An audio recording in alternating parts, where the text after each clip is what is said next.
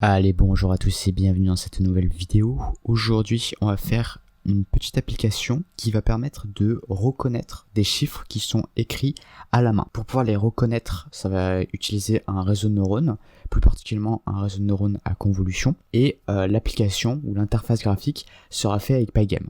Et le tout sera codé entièrement en Python. Il y aura quelques librairies externes qui seront utilisées, notamment Pygame.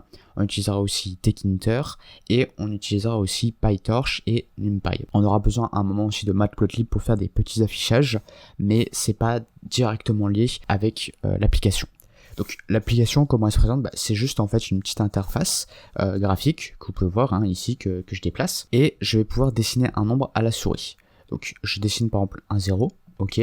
J'appuie sur Entrée, il me dit le nombre qui est prédit, qui est un 0, ok. Ensuite je fais OK, j'appuie sur OK, et là je peux redessiner, c'est-à-dire que ma fenêtre a été supprimée, a été effacée, et je peux recommencer. Là je mets un 1 par exemple, et il me dit nombre prédit 1.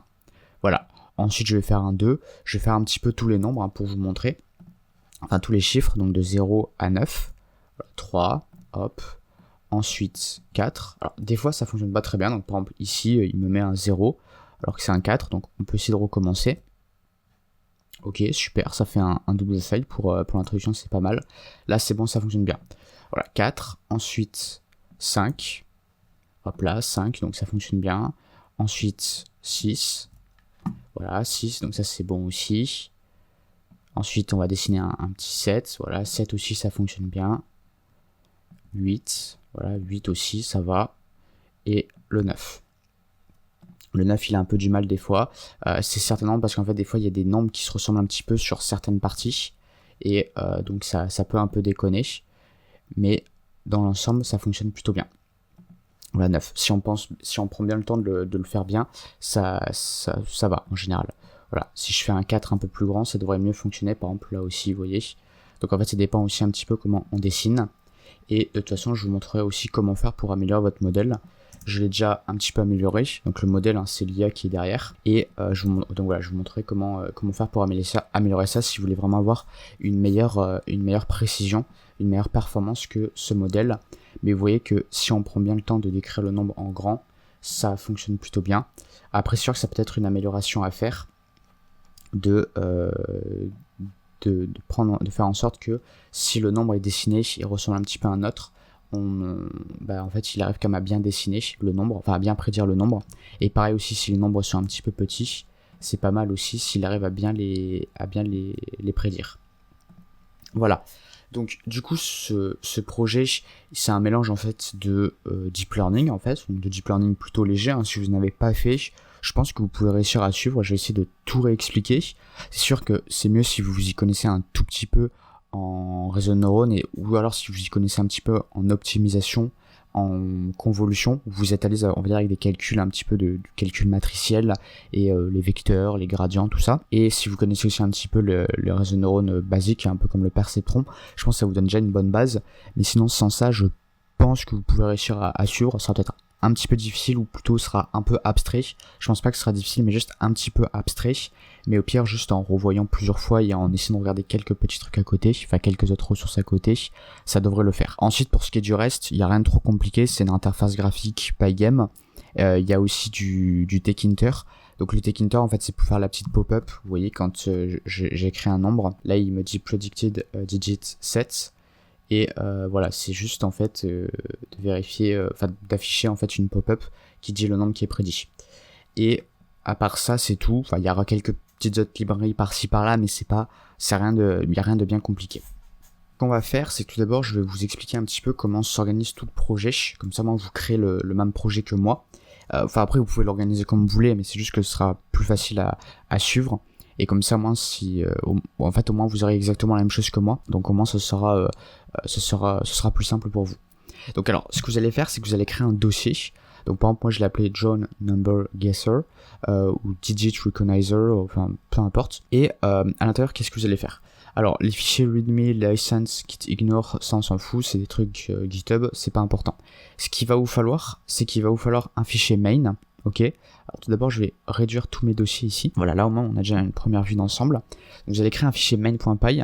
Donc c'est celui-ci, ok. Le fichier mon.py, c'est le fichier en fait qui va être exécuté et qui va afficher notre interface graphique et qui va appeler le réseau de neurones. Ensuite, on va avoir 3 dossiers. Alors celui-là, il n'est pas très important, c'est en fait le dossier pour votre environnement virtuel. Si vous savez ce que c'est, n'hésitez pas à en utiliser un. Si vous ne savez pas ce que c'est, ne créez pas de dossier env, c'est pas important. Parce qu'en fait, c'est pas un dossier qui se crée par lui-même, c'est en fait avec une commande que vous créez en fait un environnement Python. Un environnement Python, rapidement, c'est juste en fait un endroit où vous avez votre propre Python qui est indépendant en fait du Python qui est installé de base sur votre ordinateur. L'intérêt en fait, c'est que ça vous permet d'avoir une version spécifique et des packages spécifiques. Ce qui peut éviter d'avoir certains conflits si vous avez un autre projet en fait qui a besoin d'une autre version Python par exemple. C'est un peu comme si en fait vous aviez 2 Python en parallèle en fait sur votre ordinateur sans que l'un marche sur les plates-bandes de l'autre. Donc ensuite par contre les 2 autres dossiers sont importants. Donc le premier c'est GUI ou GUI. C'est là où vous allez avoir votre interface graphique, donc un fichier GUI.py qui va être en fait la fenêtre en fait Pygame et aussi l'appel du réseau de neurones et aussi un peu de tkinter pour afficher la pop-up comme je vous ai montré à chaque fois. Donc là il y a juste un fichier, le PyCache, vous ne créez pas ce dossier, il sera créé automatiquement si besoin. C'est du code en fait ou des informations stockées par Python qui sont créées dans un dossier PyCache qui crée lui-même, qui sert juste en fait à faire du cache en fait, à stocker des données qui lui sont utiles en fait, qu'il a besoin à chaque fois quand il relance le code. Ensuite vous aurez un autre dossier qui s'appelle Deep Learning, donc pareil avec un dossier PyCache que vous ignorez. Là il y aura un peu plus de fichiers. Donc tout d'abord en ce qui est fichier Python, vous aurez un fichier qui s'appelle nn.py, donc c'est là où on aura notre réseau de neurones. Et il y aura aussi un autre petit truc, mais qui n'est pas important. Enfin si, qui est important, mais ce que je veux dire, c'est que pour l'instant, on n'a pas besoin de s'en occuper. Ensuite, ce que vous allez avoir, c'est un Jupyter Notebook, enfin ou juste un notebook, puisque là on n'est pas vraiment sur Jupyter. C'est en fait, bon, je peux vous le montrer déjà maintenant, il n'y a pas de souci. C'est en fait du code Python, mais qui sera exécuté dans des cellules. Donc si vous connaissez pas, c'est assez pratique, notamment pour faire du machine learning ou du deep learning, parce qu'en fait vous pouvez exécuter des bouts de code de manière indépendante. Et les codes, les exécutions sont stockées en mémoire. Donc ça veut dire que si vous exécutez une cellule, comme par exemple la cellule, attendez, j'y vais, comme par exemple la cellule tout en haut ici, qui contient les librairies, vous n'aurez pas besoin de l'exécuter à chaque fois pour pouvoir exécuter du code qui appelle ces librairies là. Donc ça c'est très pratique, c'est pas comme un script, où un script faut tout réexécuter de A à Z. Donc ça nous servira pour faire nos nombres, enfin détecter, faire notre réseau de neurones qui détecte nos nombres. Ça c'est bon, donc je vous ai parlé de NN, de Deep Learning, de GUI, de Main, et ensuite vous aurez 2 dossiers. Alors ces 2 dossiers c'est quoi en fait? Ce seront nos jeux de données. Donc il y aura un premier jeu de données, donc le dataset, qui est contenu dans le dossier dataset, qui sera en fait toutes nos images qui vont servir à entraîner notre réseau de neurones pour pouvoir reconnaître des chiffres. Et test dataset, ce sera pareil, sauf que ces images-là ne seront pas utilisées par notre réseau de neurones pour s'en entraîner, mais pour vérifier ses capacités, pour vérifier à quel point il sait bien reconnaître des chiffres. Donc ces dossiers-là, comment ils sont constitués? Ils sont constitués les deux de la même manière. Si vous voulez, je peux vous montrer. C'est qu'en gros, vous allez avoir 10 dossiers, où chaque dossier, en fait, c'est un label. Alors l'organisation ici, c'est que il nous faut des images pour entraîner notre réseau de neurones, et chaque image qui va être donnée à notre réseau de neurones, on va lui dire quel est le label associé.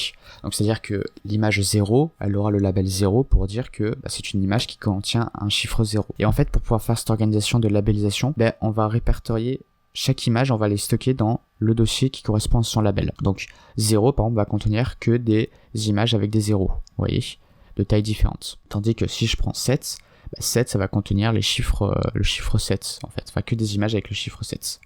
Voilà.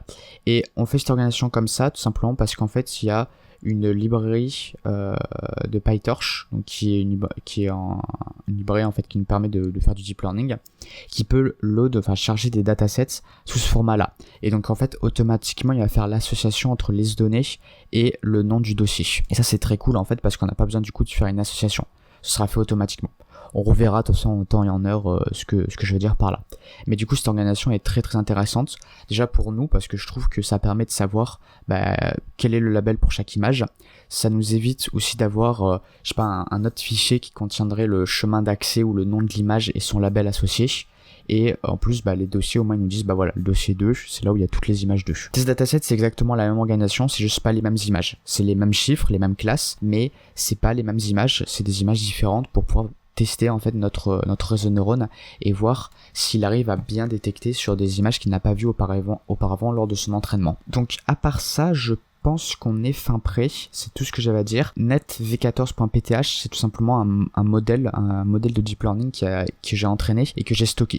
Et on va le réutiliser, donc on n'aura pas besoin de faire un nouvel entraînement à chaque fois qu'on veut exécuter le code. On reprendra ce modèle et on aura juste à l'utiliser et à faire nos prédictions. Moi, ce que j'ai envie de commencer de faire, c'est le réseau de neurones. Alors en fait, le petit problème entre guillemets de ce code, c'est qu'en fait, chaque partie a besoin de l'autre. C'est-à-dire qu'en gros, le réseau de neurones a un peu besoin de la partie interface graphique pour ses images. Mais juste pour comprendre le réseau de neurones, on n'a pas besoin en fait de voir comment il s'entraîne. L'interface graphique, elle a besoin du réseau de neurones, donc il y a déjà du code en fait avec le réseau de neurones.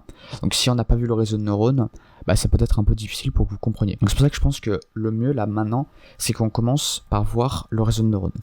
Donc le réseau de neurones, c'est quoi? C'est en fait un réseau de neurones à la base, c'est juste un ensemble en fait c'est une grosse fonction mathématique qui est composée de plusieurs fonctions mathématiques. Et ce qu'on va faire, c'est que ce réseau de neurones, on va lui donner une image en entrée. Cette image, en fait, fondamentalement, c'est juste un tableau avec des nombres. Les nombres, en fait, ils donnent juste les valeurs des canaux RGB, donc des canaux rouge, vert, bleu, de chaque pixel. Et du coup, à partir de ça, on peut avoir notre image qui est reconstituée. Et à partir de cette image, en fait, il va essayer de regarder les caractéristiques de cette image, ou on appelle ça aussi les features en anglais. Et à partir de ça, il va savoir quelle classe on peut donner à cette image. Et alors, comment il fait ça plus concrètement? Il fait ça avec un réseau à convolution. Un réseau à convolution, c'est quoi? C'est un réseau en fait qui se base en fait sur, comme son nom l'indique, la convolution. Alors, imaginons, on a notre image ici, ok, donc qui est du coup un tableau. Hop, d'une certaine taille, voilà. Alors, en général, on aime bien les images carrées, parce que ça permet d'avoir des tableaux de même dimension, des matrices de même dimension, enfin de même taille plutôt, pardon. Donc c'est-à-dire autant en largeur qu'en hauteur. Voilà, comme ceci. Donc là, j'essaie de faire un petit tableau qui reprend une image rapidement. Donc une case, ça reprend un pixel. En général, une image, c'est en couleur. Donc en fait, vous allez avoir 3 tableaux. Pourquoi? Un tableau pour chaque canal RGB. Pour chaque canal. Donc c'est-à-dire un pour le rouge, l'autre pour le bleu et l'autre pour le vert. Je fais un peu n'importe quoi, désolé. Hop. Comme ceci. Et comme ceci. Disons que lui, ce tableau, en fait, c'est le tableau du canal rouge. Donc en fait, ça veut dire que pour chaque case ici, on va avoir le niveau de rouge, en fait, de chaque pixel. Vous voyez, donc on va avoir par exemple 2, 3, 5, 0. Donc ça veut dire qu'il n'y a pas de rouge dans ce pixel-là. 6 et 1, par exemple. Voilà. Lui, on va avoir pour le canal vert, par exemple. Voilà. Donc là, on aura du coup les valeurs des canaux verts pour chaque pixel. Et nous, ce qu'on va faire, c'est que chacun de ces tableaux, on va appliquer une convolution. Donc une convolution, c'est quoi? C'est en fait, vous avez un filtre qui est basiquement en fait juste un autre tableau, mais de plus petite dimension, de plus petite taille, pardon, parce que la dimension, c'est pas vraiment ça. Donc là, par exemple, on va dire, c'est un kernel ou un filtre de convolution. Ça peut s'appeler aussi un kernel qui a, voilà, vous voyez, 9 valeurs. Donc par exemple, on va dire 1, 0, 2, 1, 0. C'est des valeurs un peu au hasard, c'est des entiers. Ça peut même être des flottants. Voilà, là on va mettre 3 par exemple, 0 et 2. Ok, et ensuite, qu'est-ce qu'on va faire? En fait, ce filtre-là, ou ce kernel, on va l'appliquer sur des parties de notre image. Ou du coup ici, sur des parties de chaque tableau. Donc en fait, ce qu'on va faire, c'est qu'on va commencer en général par le haut gauche, et on va appliquer ce filtre ici. Alors, qu'est-ce que je veux dire par appliquer ce filtre? Imaginez vraiment, on va superposer ce filtre-là en partant de ici. Et ce qu'on va faire, c'est que chaque case va épouser une case ici, et on va multiplier en fait leurs deux valeurs. Et ensuite, au total, on va faire la somme de toutes ces multiplications. Donc, je vais vous faire un exemple. Donc, ici, on va multiplier 2 par 1. Ok? Parce que là, imaginez, on applique ce filtre ici, en partant du haut gauche, ici, là, donc tout ici, là. Vous voyez, on va tout appliquer là. Donc, cette première case, en fait, va se retrouver juste au-dessus de celle-là. Donc, on va faire 2 fois 1, donc ça fait 2, mais je vais mettre tout le calcul. 2 plus ensuite 0 fois 3. Donc je mets les calculs à chaque fois, même si, enfin tout le détail, même si on sait déjà le résultat. Ensuite 2 fois 5, ok, voilà. Alors il nous manque juste des valeurs ici, je vais en rajouter rapidement, hop, 4 et 3. Parce qu'ici, vous avez vu, c'est un tableau 3 par 3. Voilà, donc 2 fois 5. Ensuite, on a plus 6 fois 1. Ensuite, on a 1 fois 0. Ensuite, on a 0 fois 1. Oups. 0 fois 1. Voilà. Ensuite, on a 3 fois 1. Ensuite, on a 0 fois 4. Et ensuite, on a 2 fois 3. Voilà.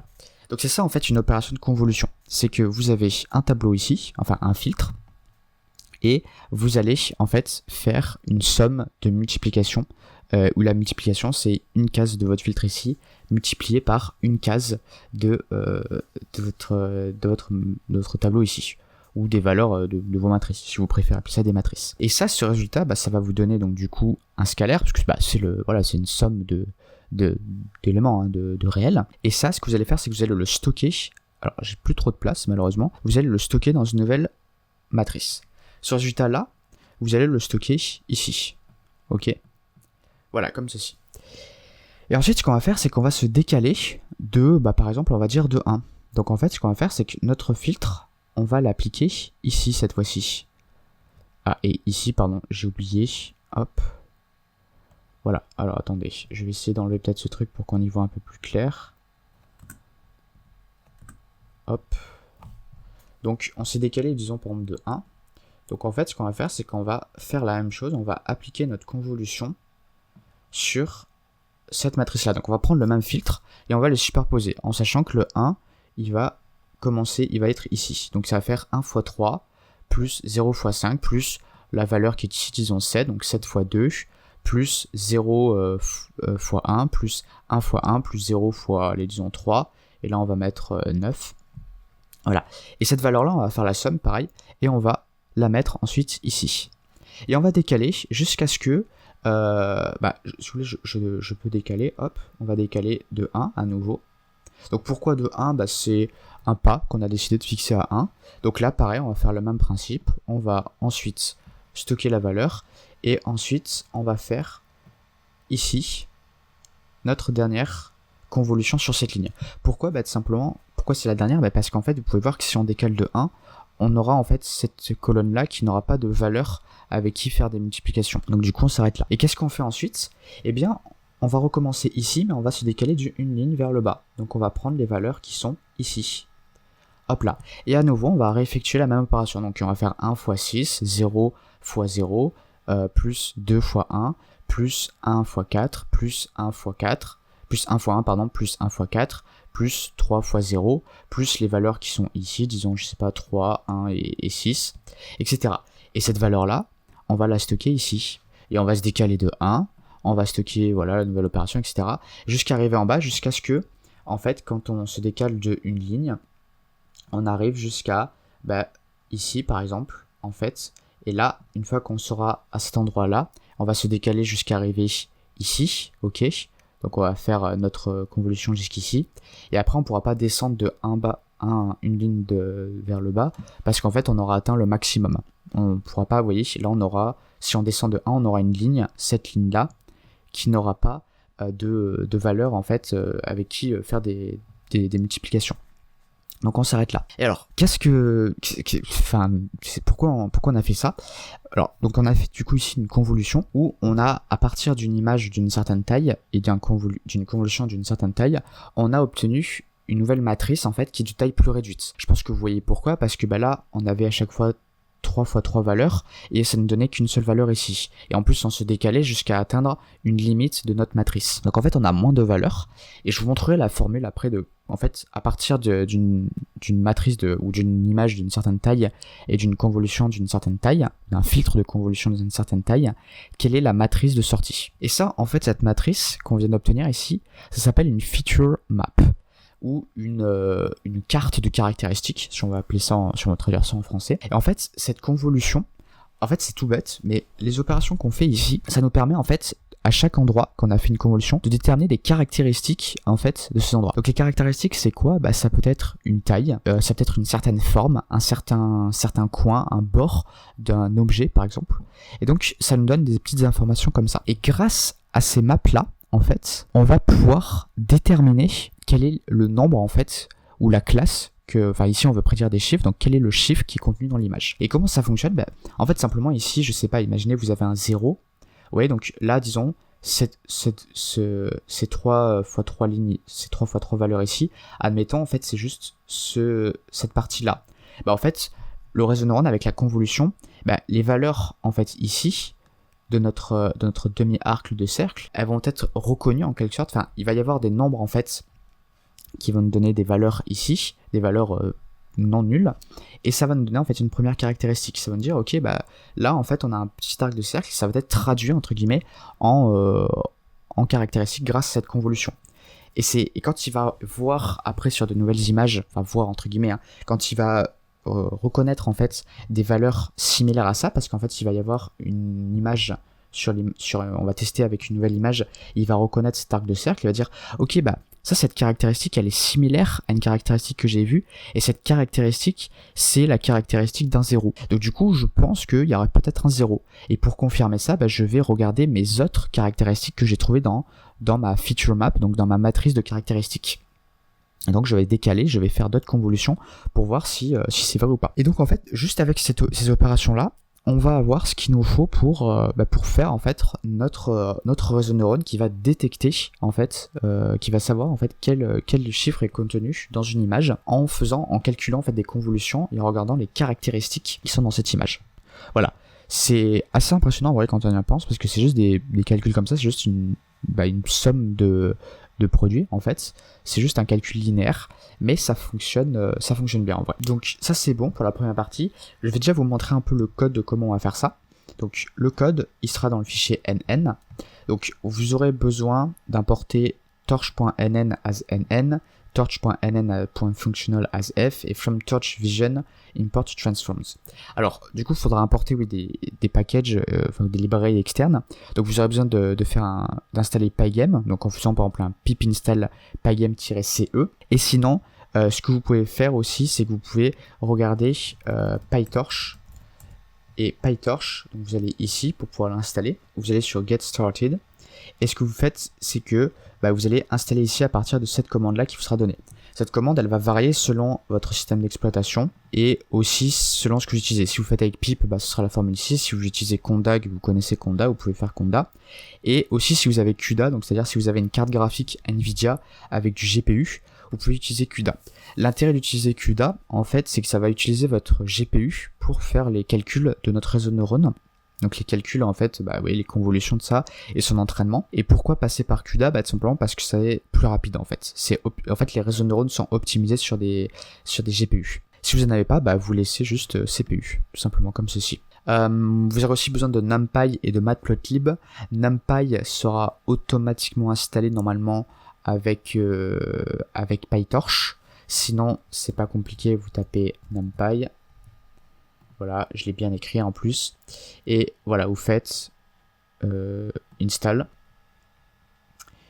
Et si vous utilisez pip, vous faites pip install NumPy. Et si vous utilisez si vous avez besoin d'installer Matplotlib, c'est un pip install Matplotlib ou Matplotlib, c'est tout écrit en entier. Matplotlib.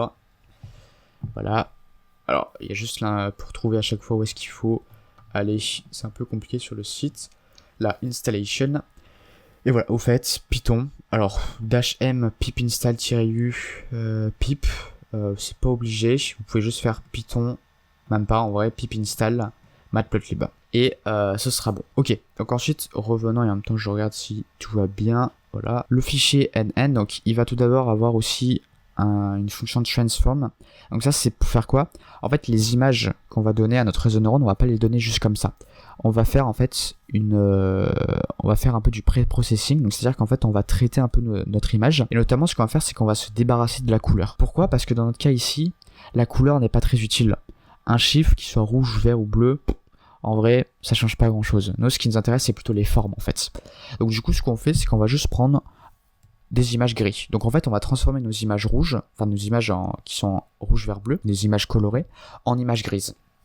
Et l'intérêt, c'est qu'en fait, rappelez-vous, je vous avais dit, quand on a une image en couleur, on a trois matrices en fait.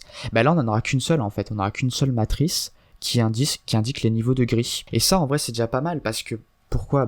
En fait, ça fait moins de calculs à faire. Aussi, si vous voulez savoir en rouge, vert, bleu comment ça se passe, parce que là, vous voyez, on a fait une convolution sur une seule matrice. Si on a après rouge le reste à faire, on va faire les convolutions aussi sur les autres matrices et on va sommer en fait les feature maps, ok ? Donc on aura une map pour le canot rouge, une autre map pour le canot vert et l'autre pour le canot bleu et on va sommer ces trois matrices. Donc en fait la première valeur va être sommée avec la première valeur de chacune des matrices. Bon là on n'aura pas besoin de faire cette somme là parce que on aura qu'une seule feature map vu qu'on n'aura qu'une seule matrice. Donc on les transformera en niveau de gris, on va les resize, on veut que les images aient la même taille pour toutes. La même taille. Pourquoi ?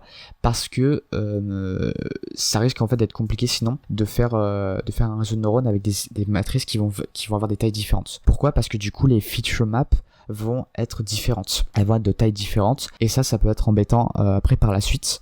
Donc c'est pour ça qu'on met tous à la même taille. Donc ici on va mettre des images à la taille 96-96. C'est une taille assez arbitraire, je vous cache pas, mais ça a bien fonctionné dans mon cas ici. Donc vous vous rendez compte qu'on diminue pas mal la taille des images et ça c'est assez important aussi. Pourquoi ? Parce que ça permet de réduire les calculs. Imaginez si on a une image de 1080 par 1080, on va avoir du coup avec un filtre 3x3 beaucoup plus de calculs à faire que si on avait une image de taille 96 par 96. Je pense que vous voyez le truc, vous voyez que le nombre de calculs chute drastiquement. Ensuite, ce qu'on va voir aussi, c'est qu'on va transformer cette image en tensor. Donc le tensor, c'est juste un objet en fait que reconnaît PyM, que reconnaît PyTorch. Ouais, honnêtement, dès qu'il y a un mot qui commence pareil qu'un autre, je vais le confondre. Et ensuite, normalize, ça sert à quoi ? Ça sert à normaliser nos données. Donc, en fait, on va normaliser les valeurs qui sont sur notre matrice. Normaliser nos valeurs qui sont sur notre matrice, ça veut dire quoi ? C'est que on va tous essayer de les mettre aux mêmes échelles en fait. Ça va nous éviter d'avoir des valeurs qui seraient un peu trop grandes par rapport à d'autres. Et ça, basiquement, ce que ça fait, ce que ça le met ici, ça prend la valeur, ok, et ça soustrait en fait une moyenne et ça divise par l'écart type. Donc en fait la moyenne ici c'est 0,5 et l'écart type c'est 0,5. Et ça c'est très important parce que en fait nos réseaux de neurones apprennent beaucoup mieux quand les données sont normalisées. Voilà, parce que notamment en fait il y a une mise à l'échelle qui est faite, donc ça évite en fait d'avoir des données qui ont des valeurs trop grandes les unes par rapport aux autres, ou des valeurs trop petites. Et en fait le truc c'est que s'il y a des valeurs qui sont beaucoup plus grandes que d'autres, elles risquent de discriminer les petites valeurs. Sauf qu'en fait c'est pas génial parce que en fait une valeur qui est petite peut être très importante. Et pourquoi ça discriminise ? C'est par rapport en fait au calcul principalement. Vous voyez que là si on a des petites valeurs, le résultat ici sera petit. Alors que si on a des grosses valeurs ici, disons du 140, du 235 ici, vous voyez qu'on aura des valeurs ici qui seront beaucoup plus grosses. Donc en fait ça va suggérer que cette valeur-là est une caractéristique beaucoup plus importante. Ce qui n'est pas forcément vrai. Donc c'est pour ça qu'on normalise, qu'on remet tout à des valeurs proches en fait dans un certain intervalle. Un intervalle assez petit. Et pourquoi on a pris 0,5 et 0,5 ? Pareil, c'est assez arbitraire, mais c'est des valeurs qui fonctionnent assez bien. Ok, donc maintenant on va se concentrer sur la création de notre réseau de neurones. Je vous ai pas tout expliqué, mais je pense que c'est bien que je commence d'abord par la convolution, et ensuite je vous explique les autres trucs qu'il y aura dans notre réseau de neurones, parce que sinon ça doit faire peut-être un peu trop gros, un peu trop lourd. Alors, notre réseau de neurones, il va hériter de la classe nn.module qui vient de PyTorch. C'est tout simplement en fait pour pouvoir faire plus facilement un réseau de neurones. Ensuite, ce qu'on va faire, c'est qu'on va faire un init self n-class. N-class, c'est combien on a de classes ? Une classe, ici, c'est une catégorie en fait de ce qu'on veut prédire. Enfin, on a des catégories, on veut prendre nos images et les mettre dans une catégorie. Donc les catégories ici, c'est les chiffres. Donc il y en a 10. Donc nos classes, il y a 10 classes. Une classe, une catégorie. Donc n class ce sera 10 en fait. J'aurais pu mettre directement 10 en vrai. Alors ensuite ce qu'on fait c'est que là on va avoir un self.conv1 qui est égal à nn.conv2d ou 2d 1 6 kernel size 5. Ok, on se calme, il y a beaucoup de choses. Alors conv2d, conv2d, c'est quoi ? C'est tout simplement en fait pour dire on veut faire des convolutions 2D. En fait ce qu'on va avoir ici c'est que nos réseaux de neurones, faut imaginer ça comme des couches que vous avez peut-être déjà vu. En fait, ça va être une première couche. Une première couche, c'est quoi? C'est une première application d'opération. Donc en fait, notre première couche, c'est on va prendre un kernel ou voilà un filtre de convolution et on va l'opérer ici et ça va nous donner des premières feature maps. C'est ça notre première couche en gros. Et en fait, ce qu'il faut paramétrer, c'est la taille de notre kernel ici. Donc là, moi j'ai pris un 3x3, là ici j'ai pris un 5x5. Est-ce que ça change grand chose? Oui, un petit peu évidemment, c'est une matrice un peu plus grande. Mais ce que je veux dire, c'est que le principe reste le même en fait. Ok, c'est que vous allez prendre du coup des sous-matrices en quelque sorte de 5x5 dans votre tableau, dans votre matrice. Et vous allez vous décaler. Ensuite, ici, c'est 1 et 6. Alors ça veut dire quoi? Alors si on regarde ici, c'est les paramètres en fait c'est in channels et out channels. Alors qu'est-ce que c'est tout ça? In channels, c'est en fait le nombre de canaux en fait qui vont rentrer. Donc ici c'est 1, pourquoi? Parce que on a des images grises. Donc en fait on aura des matrices de un channel en fait, de une dimension, de une profondeur en fait. Donc on met 1. Et 6, qu'est-ce que c'est? C'est les out channels. Donc ça veut dire quoi? Ça veut dire qu'en fait on va avoir 6 canaux différents. Donc en fait on va avoir 6 matrices qui vont sortir. Alors du coup comment on fait pour avoir 6 matrices? Parce que là, si on avait une matrice ici, on avait une matrice ici qui sortait. En fait c'est parce qu'on va faire la convolution mais avec différents filtres. Et chaque filtre va être appliqué sur l'ensemble de l'image et va nous donner une feature map. Ensuite on va prendre un deuxième filtre, donc celui ici là, on va appliquer sur la même image, la même matrice, et on va avoir une deuxième feature map. L'intérêt de ça, c'est qu'en fait, on va avoir différentes feature maps, en fait, qui vont avoir des valeurs différentes, puisque les filtres à convolution auront des valeurs différentes. Et du coup, ça va nous donner des caractéristiques différentes, en fait. Il y en a une, elle va plus se concentrer, par exemple, sur, je sais pas, la forme. Il y en a d'autres, elle va plus se concentrer sur la taille. Une autre qui va plus se concentrer sur les arrondis, par exemple. Et ces valeurs-là, j'étais un peu flou, mais comment on les détermine aussi? Parce que les valeurs de... Ici, c'est pas compliqué, c'est les valeurs de notre image. Mais ces valeurs-là, comment on les initialise? C'est le but de l'entraînement du réseau de neurones. C'est qu'en fait, ces valeurs, on va d'abord les initialiser au hasard. On va regarder qu'est-ce qu'elles nous permettent de prédire. Donc, comment on prédit ensuite ça, je vais vous l'expliquer par la suite. Et en fait, on va ensuite comparer la classe qui a été sortie, donc le chiffre qui a été prédit par le réseau de neurones, et le chiffre réel, le chiffre label. Le label, donc c'est le chiffre, le vrai chiffre en fait qui est associé à cette image-là. Donc, si ça représente un 0, le label ce sera un 0. Et on va comparer ça. Et en fait, ce qu'on va faire, c'est qu'on va du coup calculer la marge d'erreur. Et à partir de cette marge d'erreur, on va mettre à jour nos valeurs ici pour dire, ok, là, c'est pas du tout bon. Et donc du coup, ce qu'il faut faire, c'est qu'il faut faire varier un petit peu les valeurs de ces paramètres. On va les réajuster un petit peu et on va recalculer, on va revoir si les prédictions maintenant sont meilleures ou pas. C'est ce qu'on va faire au fur et à mesure. Donc là, du coup, on aura... Vu qu'on a déjà mis 6, on aura donc 6 matrices, voilà, 6 feature maps. Ensuite, là, maintenant, je vais avoir un max pool. Alors, max pool, je ne l'ai pas précisé jusqu'à maintenant, mais c'est très important aussi. En fait, vous voyez que là, on aura des matrices d'une certaine taille. Et ce qu'on peut faire, en fait, c'est qu'on peut faire un max pool. Un max pool, en fait, putain, j'ai plus beaucoup de place, donc je pense qu'il va falloir que je supprime des trucs. Ou au pire, peut-être que je peux encore improviser là. Un max pool, en fait, on va réduire la taille de notre feature maps. Parce qu'en fait, une feature maps... il peut y avoir peut-être un peu trop de caractéristiques. Vous voyez, là, on aura quand même une feature maps qui est assez grande parce qu'on a une image à la base de 96 par 96.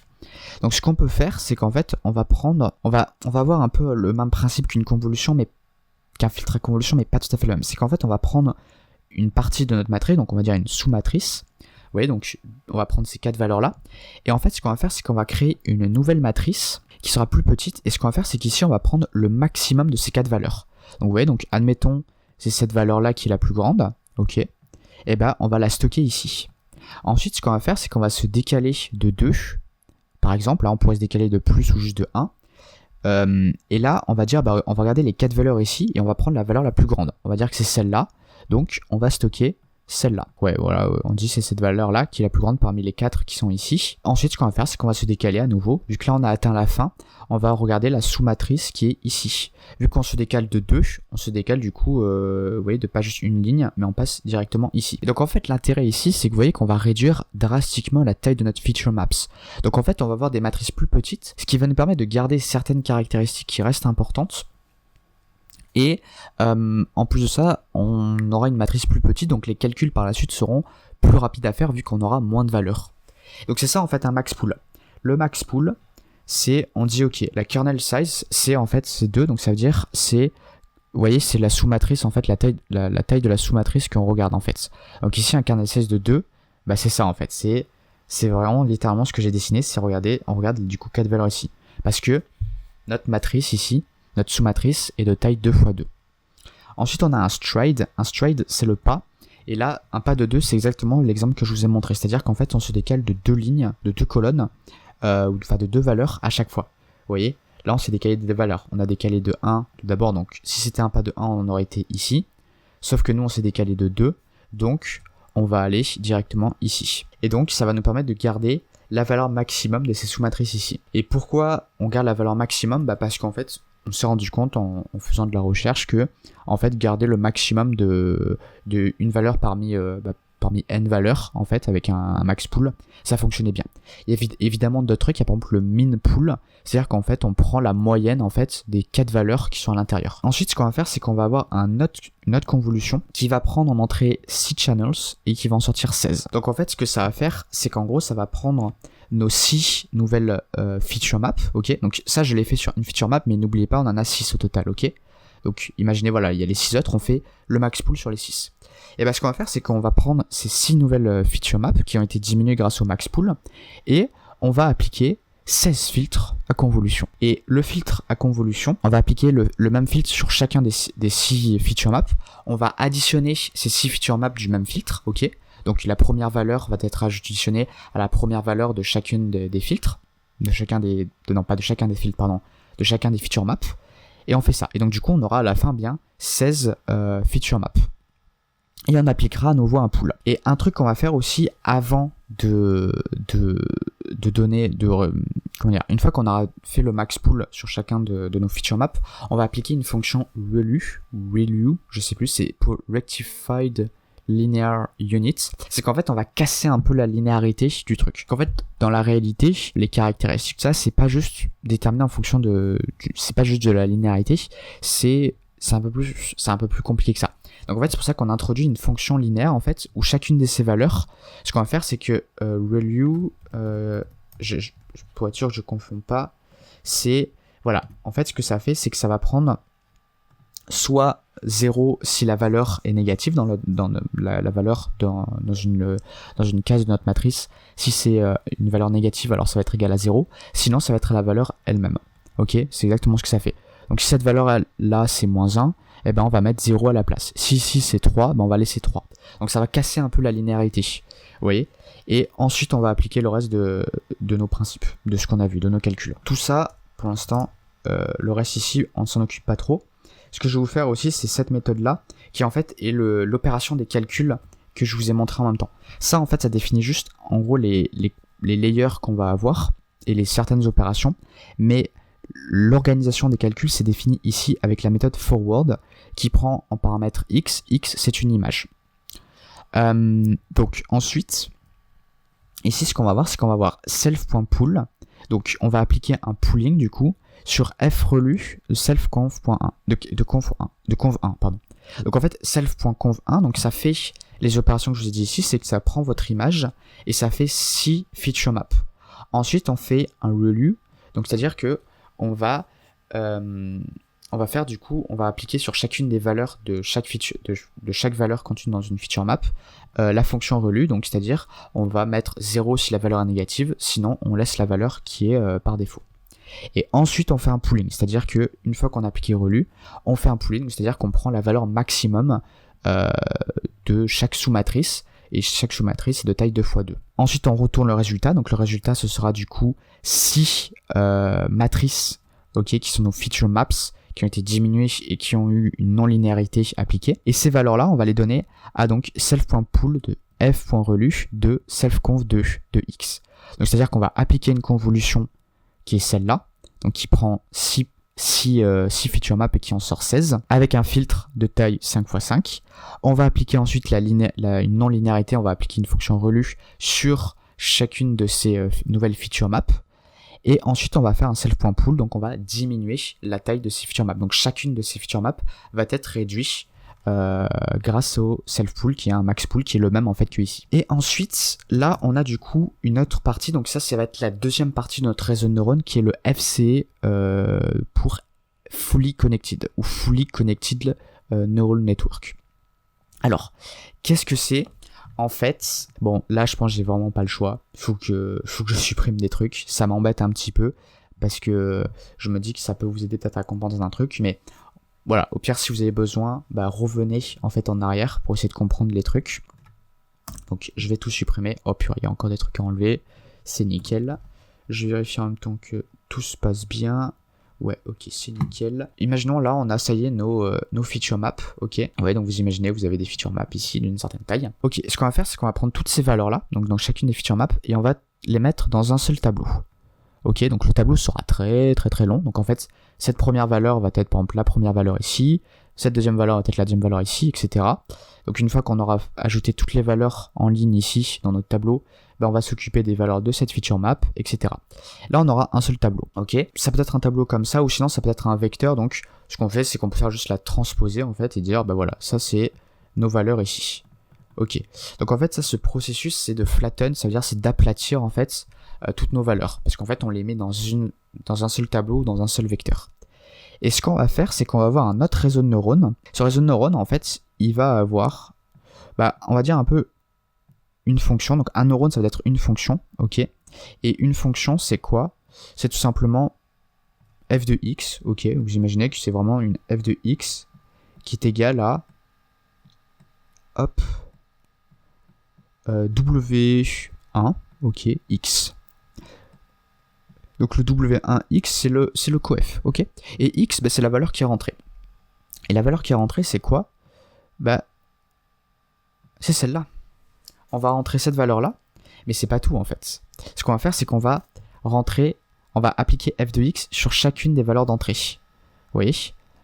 Donc là, sur toutes les valeurs ici. Alright? Donc ça veut dire qu'en fait, on va faire ça, disons c'est x1. Ok. Ça c'est x2.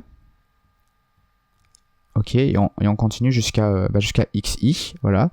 Et on continuera jusqu'à la fin, bien évidemment, jusqu'à la valeur xn. Ce qu'on va faire, en fait, c'est qu'on va faire f de x1, f de x2, f de x3, jusqu'à f de xn.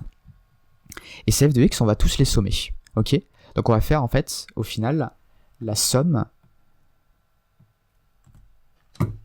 On va faire, au final, la somme des f de xi. Ok. Oula, mon x est très moche. F de xi, voilà. Et ça, c'est un neurone. Ok, donc un neurone, c'est une fonction, et on va prendre chacune des valeurs d'entrée, et on va faire la somme de cette fonction, en fait, f de xi. Et à la fin, on va ajouter aussi un bias, c'est pour ajouter un petit biais, un décalage, pour enlever un peu de la linéarité, qu'on peut appeler, par exemple, f de 0. Et je rappelle, f de xi, c'est quoi? C'est w0xi. Ok. Et ça, ce qu'on va faire, c'est qu'on va le faire pour chaque neurone. C'est-à-dire que ce neurone-là, il va lui aussi avoir une fonction. Hop. Et on va faire la somme de chacune de ces fonctions, en fait, avec la valeur qui est donnée, chacune des valeurs de notre vecteur. Donc là aussi, on va avoir somme des f de...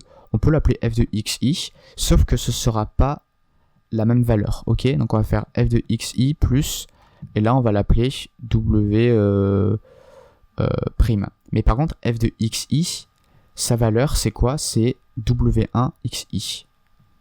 Ok, le poids ici, donc ça s'appelle un poids, c'est un coefficient, hein, comme dans une fonction linéaire, mais nous on appelle ça un poids en réseau de neurones, il va être différent. Et à nouveau, vous allez me dire, mais comment on l'obtient cette valeur? Eh bien, c'est l'entraînement en fait de notre réseau de neurones qui va nous le déterminer. Alors, ensuite, on va faire ça pour chaque neurone, ok. Donc, vous voyez qu'en fait, on va avoir beaucoup de calculs parce qu'en fait, à chaque neurone en fait va être la somme de produits en fait où ça dépend des composantes en fait de notre vecteur. Et en plus, vous voyez là, on a 16 feature maps d'une certaine taille, donc on aura beaucoup de valeurs. Et ensuite, donc ces réseaux de neurones. Enfin, ce neurone-là, donc ça va être une couche, ok, c'est un empilement de neurones. on va leur appliquer en général des fonctions pour casser encore plus la linéarité, comme relu, comme on avait vu. Ok, donc vous imaginez, là, on va appliquer à chaque fois relu, une fois qu'on a notre valeur. Ok, donc, ouais, je pourrais peut-être le faire aussi ici, parce qu'au moins le calcul, vous allez le comprendre. Donc, on applique ensuite relu sur ça. Et ensuite, ces valeurs-là, eh ben, est-ce que j'ai un peu de place? J'ai pas beaucoup de place, mais on y croit. Et ben, ces valeurs-là, ça va être passé à une autre couche. Hop. Et chacune, donc là aussi, il va y avoir un réseau de neurones qui va être le même principe. C'est-à-dire qu'on va avoir des f de xi avec des poids de taille différente et on va ajouter un bias. Ok, un biais. Le biais, c'est ici et ici, par exemple. Et on va faire la somme de ces valeurs, plus ajouter le biais à la fin de la somme, et ajouter une fonction, par exemple une fonction relu. C'est pas forcément relu, ça peut être d'autres fonctions. Hein. Et cette valeur-là, qu'est-ce que la valeur va prendre? Elle va prendre la valeur, elle va prendre cette valeur-là en fait. La valeur qui est l'opération de la somme des f de xi plus le poids, qui ont été passés dans une fonction non linéaire comme relu. Pareil pour ici. Donc là, vous imaginez, relu a été aussi appliqué. Et, oh pardon, je voulais faire ici. Attendez. Hop. Hop, voilà. Donc là, vous allez avoir ici. Et pareil pour ici. On va ajouter en fait chacune des valeurs ici sortantes. Et pareil, on va faire une somme de f de xi, etc. Jusqu'à... et ensuite on ajoute le biais et on applique une fonction comme relu ou une autre fonction pour casser la linéarité. Et ça va être pareil. Ce réseau là, il va prendre toutes les valeurs ici. Ok. Ce réseau de neurones là, il va prendre... Non, ce neurone là, pardon, pas ce réseau de neurones, ce neurone là, il va prendre toutes les valeurs ici. Il va faire somme des f de xi avec sa fonction à lui, et ajouter le poids, et ensuite ajouter la fonction de long linéarité. Waouh, de fonction de longue linéarité. Voilà. Et ensuite, à un moment, donc on peut répéter ça, ce processus un certain nombre de fois, et à un moment, en fait, ce qu'on va faire, c'est que le nombre de neurones qui va être ici va être égal à notre nombre de classes. Donc là, par exemple, disons, on a une couche encore intermédiaire, ok. Bon, mon schéma commence à devenir pas très très beau. Et là, cette sortie-là, donc ça va être notre sortie de notre réseau de neurones, et chaque neurone ici va nous donner en fait la valeur pour chaque classe. Alors pour chaque classe, c'est-à-dire que ce neurone-là, il va nous donner une valeur qui va être le résultat en fait de sa somme de f de xi plus un biais et une fonction linéaire appliquée, ou une fonction d'activation. Une fonction d'activation, c'est une fonction en sortie en fait. Et ça peut être par exemple une probabilité qui va nous sortir, et il va nous dire la probabilité que la classe en fait ce soit la classe 0. Donc c'est-à-dire que ça représente le chiffre 0. Lui, que ce soit la probabilité que l'image soit la classe 1. Donc c'est-à-dire le chiffre 1. Donc ça veut dire que notre nombre de neurones ici de sortie est égal au nombre de classes. Voilà. Et le nombre de couches que vous avez ici, vous pouvez en avoir autant que vous voulez. Plus vous en avez, plus vous avez de calculs à faire, mais en général ça peut aider à comprendre beaucoup plus de choses en fait. Ça permet de déterminer beaucoup plus de caractéristiques vu que vous avez plein de poids ou de coef qui sont effectués sur vos valeurs. Donc c'est un fully connected layer, c'est que vous avez toutes vos données en entrée qui sont dans un vecteur, vous les donnez à chacune du neurone de la première couche d'entrée qui applique donc une fonction linéaire qui somme tous les résultats de cette fonction linéaire. Donc c'est-à-dire qu'il fait la somme en fait de f de xi, où xi c'est les composants de votre vecteur. On ajoute un poids, on casse la linéarité avec une fonction comme relu, et cette valeur-là, ça va être donné au neurone suivant. Si cette couche n'existe pas, si on passe directement à la couche de sortie, bah ça fonctionne aussi. Si vous avez que deux couches, bah celle-là c'est notre couche de sortie, c'est les neurones en fait qui, eux, quand ils vont nous donner une valeur de sortie, ils vont nous donner la valeur en fait associée à une classe. Donc c'est exactement ce qu'on a ici, c'est que nous avons FC1, donc Fully Connected One, donc ça c'est notre première couche, donc notre première couche ce serait celle-ci, ok. Ensuite, ici, là, on a quoi? On a 16 x 21 x 21. Ça, c'est le résultat. En fait, ça, c'est le nombre de composants de notre vecteur. Et alors, comment on fait pour savoir le nombre de composantes de notre vecteur? Le 16, je pense que si vous avez un peu l'intuition, vous dites, bah, c'est par rapport au nombre de feature maps qui sortent ici. Très juste. Très, très juste. C'est exactement ça. En fait, ce qu'il faut savoir, c'est que la composante de nos vecteurs ici, ce sera le nombre de valeurs, toutes les valeurs en fait qui sont dans nos feature maps. Donc nos feature maps, on sait qu'on en a 16, mais quelle est la taille de nos feature maps? Ah, ça c'est un peu plus compliqué. En fait, il existe des formules pour ça. Alors les formules, on pourrait s'amuser à les redémontrer. Honnêtement, la vidéo est déjà un petit peu longue, je ne vais pas le faire. Et en vrai, si vous faites un schéma que vous calculez, en fait, vous appliquez une convolution, vous regardez selon le filtre quelle est la valeur de sortie de votre matrice, vous comprendrez la formule. Donc en fait, la formule c'est quoi? Nous c'est des matrices carrées, donc on s'en fiche du W out ou H out, c'est la même valeur, ok, puisque c'est une matrice carrée. Donc en fait, la formule pour savoir quelle est la taille de sortie, c'est la taille d'entrée moins K, donc K c'est la taille du filtre ou du kernel, plus 2P, donc P c'est le padding. Ça on l'a pas vu, le padding rapidement, c'est vous avez une matrice, ok, donc votre image, et vous ajoutez en fait des valeurs en plus, ok, vous faites un rembourrage en gros. Et vous mettez par exemple des valeurs 0 tout autour. On l'a pas fait ici, donc vous en préoccupez pas trop, mais c'est un truc qui peut se faire. Ça peut être utile quand vous n'avez pas le choix et que vous avez des valeurs, vous avez des matrices en entrée qui sont de tailles différentes. Et ce que vous faites, c'est que vous les mettez tous à la même taille pour que ce soit plus facile pour vos calculs. Ici, on n'en a pas, donc vous en occupez pas. Ensuite, le stride, c'est le pas. Nous, on l'a fixé à 1 par défaut. Là, on l'a pas précisé ici, ni ici, parce qu'en fait, c'est indiqué par défaut. Regardez, conv2d, stride égale à 1. Voilà, tout simplement.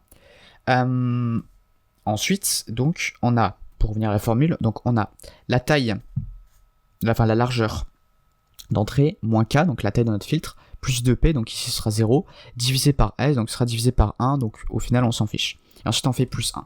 Donc nous on va faire un peu les calculs. Donc nous à la base on a des images de taille 96 par 96, ok. Donc le calcul que ce soit en largeur ou en hauteur sera pareil. Donc la formule qu'est-ce qu'elle nous dit? Elle nous dit on fait 96 moins K, donc la taille de nos kernels c'était quoi? C'était 5. Comment on a dit que c'était 5? Pourquoi on a dit que c'était 5? Puisqu'en général c'est une valeur qui fonctionne bien. Les valeurs qui fonctionnent bien c'est des nombres impairs, 3, 5 et 7. Hop, et ensuite on divise par 1. Bon, c'est pas très important, mais je le mets quand même. Je pourrais mettre le 2 fois P mais c'est 0. Et j'ai pas la place donc je le mets pas. Plus 1. Donc 96 moins 5 ça nous fait 91. Ok, plus 1 ça nous donne 92. Ensuite on a un pooling qui est effectué. Le relu, on s'en fiche. Pourquoi? Parce que c'est juste, on prend une valeur dans notre case et on la met, si elle est négative, on met un 0 à la place, sinon on la laisse par défaut. Donc ça change pas la taille de notre matrice. Ensuite, on a un max pooling 2 x 2. Ok, donc je vais mettre M 2 x 2. Ok, donc en fait, comme je dis, c'est similaire en fait à une convolution, juste que on fait pas de multiplication et d'addition. Donc en fait, on peut réutiliser le padding. Enfin, on peut réutiliser cette formule-là. Donc ce qu'on fait, c'est tout simplement, on a une matrice de taille 92 par 92, donc on fait 92 moins la taille de notre filtre, donc 2, et on divise par 1 si on a envie, non, on divise par 2, attention, j'avais oublié, on divise par 2 et on ajoute 1. Ok, donc là, ça nous fait quoi? Ça nous fait j'ai toujours pas la place, bordel, ça nous fait du 90 divisé par 2, plus 1, ok. Donc ça nous donne quoi? Ça nous donne du 45 plus 1, ça nous fait 46. Ok, donc là ça veut dire que nos feature maps, après opération du max pooling, elles font 46. Ensuite il va y avoir une autre convolution qui sera celle-ci, qui est donc avec conv2. Donc on aura du coup des matrices de 46, enfin des matrices d'entrée de taille 46, donc on va faire 46 moins la formule, donc c'était la taille du kernel, ici c'était 5, donc on va faire 46 moins 5, divisé par 1, bon voilà, ça nous fait donc 41, ok, plus 1, donc ça nous fait du coup 42. Voilà, et ensuite on applique un max pooling, donc M 2 x 2, hop, j'ai pas trop la place, désolé, j'espère que vous arriverez à me relire. 42, donc 42 moins la taille de notre filtre, donc 2, ok, moins 2, donc ça va nous faire du 40 divisé par 2, donc ça va nous donner 20. Donc ça c'est censé être un 2 parce que c'est le stride. Donc ça nous donne 42 moins 2, 40 divisé par 2, ça nous donne 20. Plus 1, ça nous fait 21. Et regardez, comme par hasard, c'est ce qu'on retrouve ici. Donc en fait, là ce qu'on a fait, c'est qu'on a fait le calcul de combien on a de valeurs au total. Donc on a 16 feature maps. Ça, pourquoi ça ne monte pas, je ne sais pas. On a 16 feature maps de taille 21 x 21. Donc pour avoir le nombre de valeurs, une matrice, elle a combien de valeurs? Largeur fois hauteur, donc 21 x 21, fois le nombre de matrices qui sont toutes de même taille, 16. Voilà, donc on aura du coup un vecteur de cette taille-là. J'aurais pu, parce que là j'ai codé en brut, j'aurais pu calculer à partir en fait de la taille, enfin mettre la formule à partir en fait des valeurs qui sont mises ici, c'est pas grave. Ensuite la 120 c'est quoi? C'est tout simplement le nombre de neurones qu'on a ici. Ok, donc on aura 120 neurones, donc on aura 120 voilà, 120 cercles ici, donc on aura à faire 120 fois somme des f de xi plus un biais et on applique une fonction linéaire, non linéaire qui est relue. Donc ça c'est ce que ça fait ici en fait, c'est que ça prend en fait un vecteur de taille 16 x 21 x 21. Et en fait ce sera notre x qui sera ici, qui sera donné. Là ce qu'on fait c'est qu'on le transforme en tableau qui sera donc un vecteur, ou là ce sera vraiment un tableau pour le coup, que l'affichage que j'ai fait comme ici, que ce soit ici ou un tableau de cette taille-là, enfin de cette manière-là, ça change pas grand-chose. Vous voyez, c'est au final juste cette première valeur elle va passer là, la deuxième valeur elle va aussi passer là. C'est juste que là c'est une représentation visuelle que je trouve un peu plus claire. Mais sinon ça reste la même chose. Donc là on aura du coup un tableau un tableau à une dimension qui fait une taille 16 x 21 x 21, donc c'est-à-dire le nombre de valeurs au total de nos 16 feature maps. Et ensuite donc du coup on va le passer dans notre premier fully connected layer qui va nous donner du coup 120 neurones, donc on va avoir 120 sorties, ok, puisqu'on a une sortie par neurone, ce qui fait que notre deuxième fully connected layer il va prendre 120 valeurs par neurone, ok, et il aura 84 neurones, donc lui il va nous sortir 84 valeurs. Vous voyez, donc en gros c'est, attendez, désolé, j'ai un peu du mal avec le déplacement ici. Donc c'est en fait la couche que j'ai rajoutée ici de manière un peu dégueulasse, où là, imaginez en fait vous avez 84 valeurs, ok, et chacune de ces 84 valeurs vont être données à chacun des neurones ici. Et ça c'est notre troisième couche qui est ici, où le nombre de neurones c'est n classes, parce que un neurone par classe, vu que c'est notre couche de sortie, et ça prend 84 valeurs en entrée. Voilà, donc chaque neurone prend 84 valeurs. Et on n'oublie pas qu'à chaque fois, pour chacune des couches, on applique un relu, sauf pour la dernière, parce que la dernière, on appliquera ensuite une fonction d'activation de probabilité. C'est la fonction softmax qui nous donne la probabilité de chacune des classes, en fait. La probabilité que une image X est de probabilité d'une certaine valeur pour chacune des classes. Donc elle est de probabilité 10% qu'elle appartienne à la classe 1, 10% qu'elle appartienne à la classe 2, 15% qu'elle appartient à la classe 3 et on va dire 50% qu'elle appartient à la classe 5. Et voilà, il faut calculer le reste des autres valeurs. Et donc en général on prend la probabilité la plus élevée parce que c'est censé être en théorie celle qui la bonne classe en fait. Et pourquoi on fonctionne avec des probabilités et pas juste en fait on détermine on peut pas déterminer en fait avec exactitude la valeur la classe. Donc du coup c'est pour ça qu'on raisonne avec des probabilités. Ça fonctionne un petit peu mieux. Donc ça c'était pour le réseau de neurones.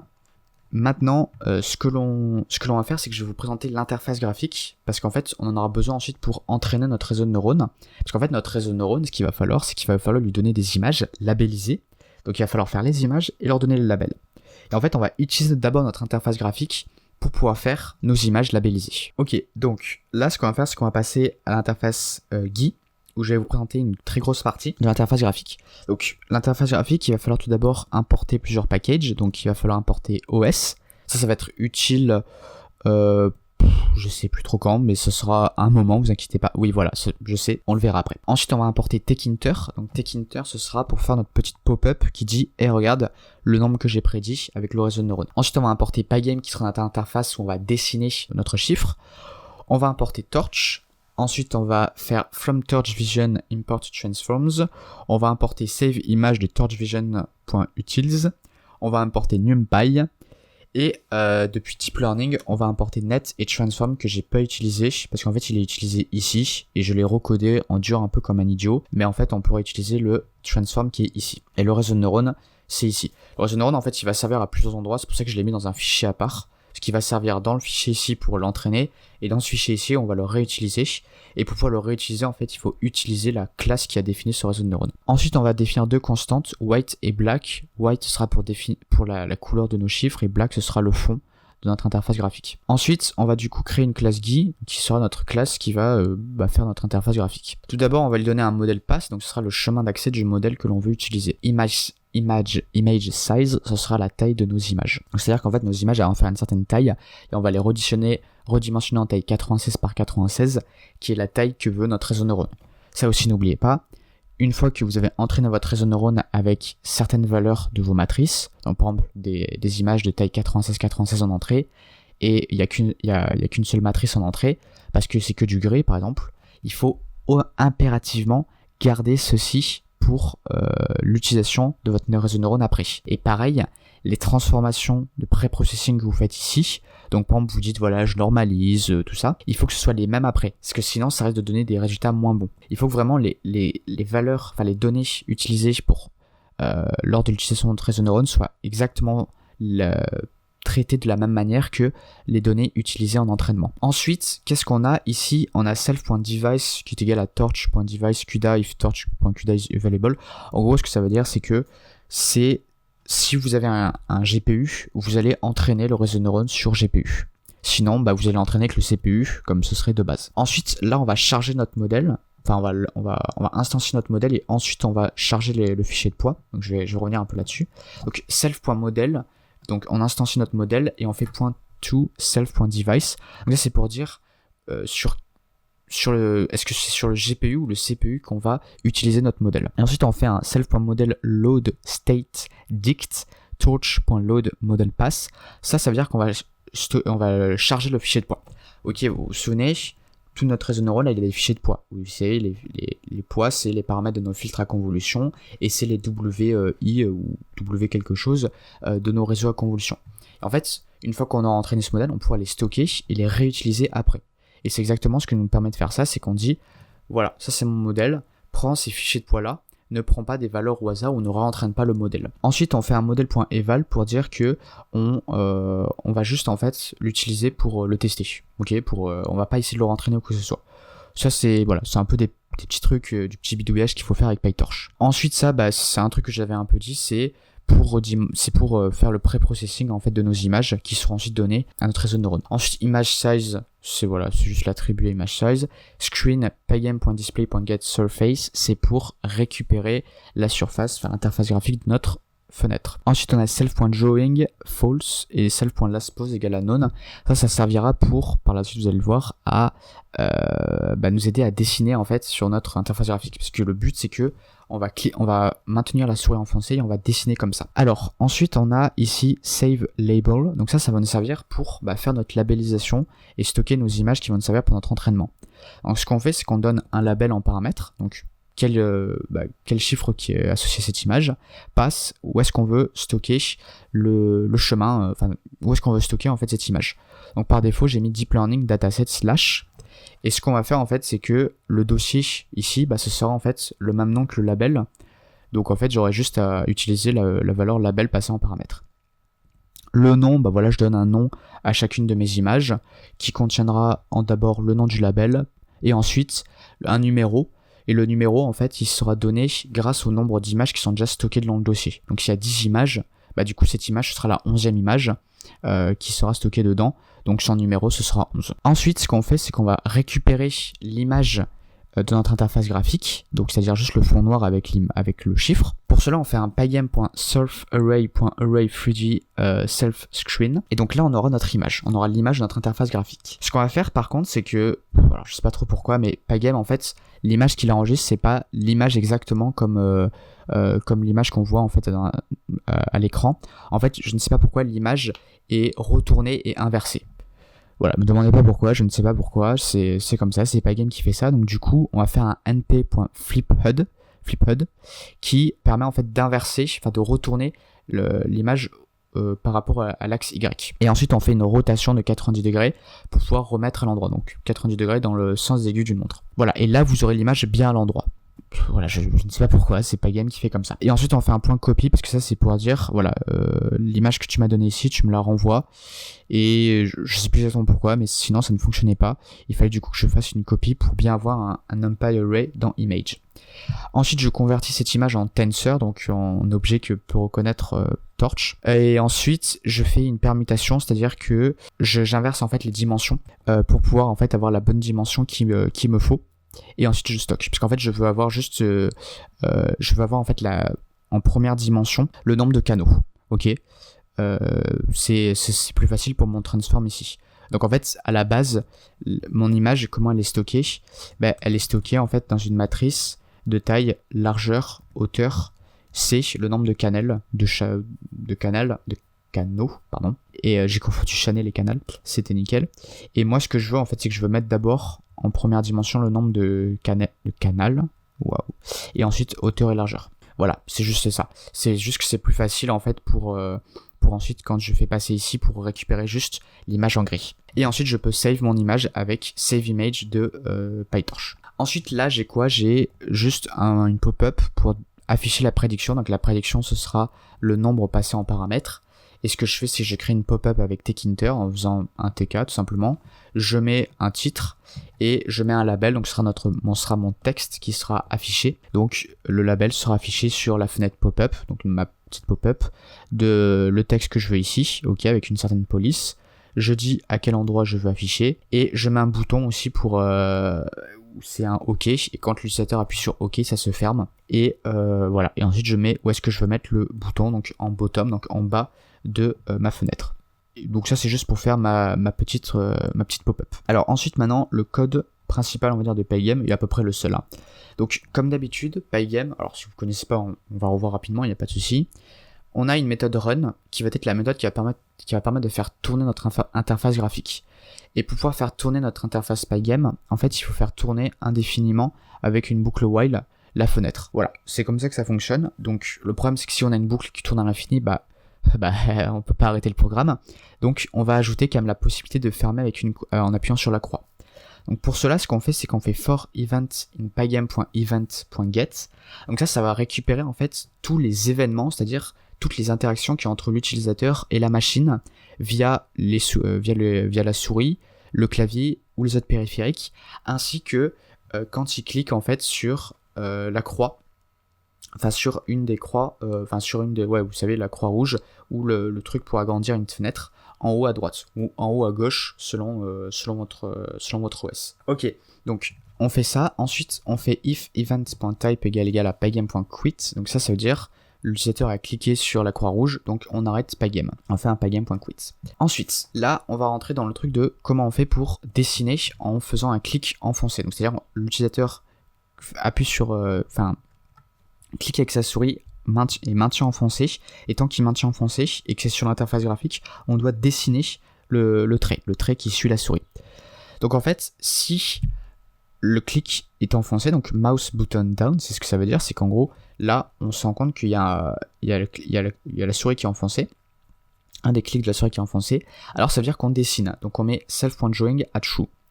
Si l'utilisateur relâche, donc c'est-à-dire que il y avait le clic enfoncé et là il vient de relâcher, donc c'est pour ça qu'on dit button up, et bien alors là on arrête de dessiner et on ne garde pas la dernière position parce qu'il n'y en a pas. Last pause, ça sera pour servir, pour nous dire où est-ce qu'on est en fait, depuis où est-ce qu'on a commencé à dessiner. Vous verrez après quand je ferai le dessin. Donc ensuite, si l'utilisateur là il a déjà cliqué et il est en train de se déplacer, donc mouse motion, ça veut dire que l'utilisateur est en train de bouger la souris. Ok, donc c'est pas juste il a fait un simple clic comme ici, c'est non, le clic est enfoncé. Alors non, on ne sait pas ce que le clic est enfoncé, on va le vérifier après avec self.drawing, mais s'il bouge la souris, ça on va le détecter avec ça. Donc si par contre on est bien en train de dessiner, donc c'est-à-dire qu'il y a eu le clic est enfoncé, qui est vérifié avec ça constamment, alors on récupère la position. Si on a une last pause, donc c'est-à-dire qu'on a une position, une dernière position, donc c'est-à-dire depuis la dernière fois où est-ce que on a stocké la dernière position de la souris, donc quelle était la dernière position de la souris quand le clic était enfoncé et qu'elle était sur l'interface graphique. Et bien ce qu'on fait, c'est qu'on va dessiner la ligne depuis la dernière position jusqu'à la position actuelle où on est. Et la dernière position, ça va devenir notre position actuelle.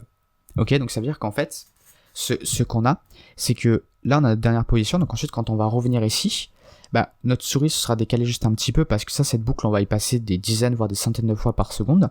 Donc on se sera déplacé, je sais pas, de 1 pixel. Donc du coup, on va dessiner un trait depuis la dernière position, donc depuis la dernière fois qu'on était passé ici, et ensuite on va continuer notre trait jusqu'à la position actuelle.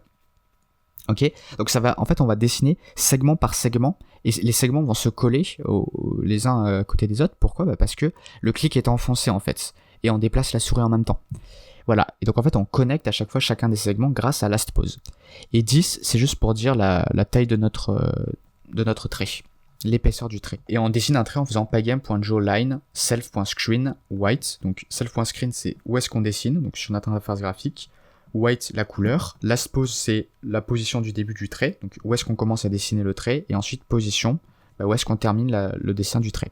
Et là, c'est l'épaisseur. Ensuite, si on a elif event.type égale à pygame.caspace, donc c'est-à-dire que l'utilisateur appuie sur espace, alors on fait un self.screen.fill black. Ça veut dire quoi ? Ça veut dire qu'en fait, si on appuie sur espace, on reset l'interface graphique, enfin, on efface en fait ce qu'il y a sur l'interface graphique.